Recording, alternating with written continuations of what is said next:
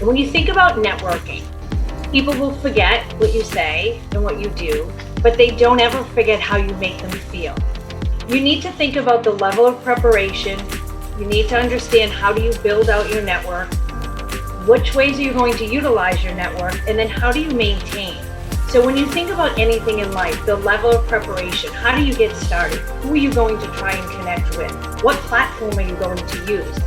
What do you want to give to somebody else? Because I look at networking as not what you get from it, but what you actually give.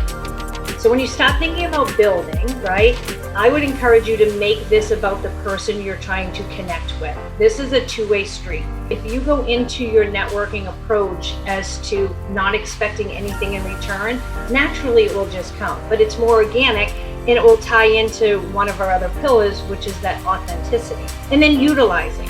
Don't underestimate the power of your network. You could be looking for a new job. You could be taking on a stretch assignment. You could be looking to connect to someone who has read a book or listened to a podcast. How often you utilize that is going to depend on your relationship, right? Because you're going to have a casual relationship with some and a deeper relationship with others. And then maintenance, right? So this is the one of where you need to stay in touch. And I really feel like if you expect just by having someone's name on your contact list is enough, you don't understand networking. You have to get out and get in front of other people. And those more casual interactions are the way that you'll be able to start building your network in a very relaxed but yet professional environment. Be very mindful of your questions, right? Don't ask the question that everybody's asking. What does good look like to you? What are you looking for in someone? Like, really? That's the best question you have, right? You need to think about, like, yes, what is important to you and what does good look like?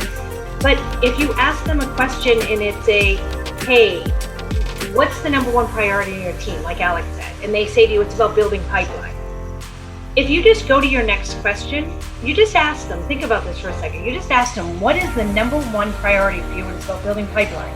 You didn't ask them why, how much is enough, how much is too much, what, how do they get there, what's the, you need to close loop that question so that it's very fluid thinking, because then you can close your argument with, well, you know what, Cassidy, I asked you, you talked about, pipeline build and you don't have enough and here's why it's important. What I think I would bring to your team would be this. Then you've presented them with a potential solution to one of their top priorities. So really think about your questions. You don't need 5. You can go in and have 1, right? But make it impactful. Make it with, ask it with intent.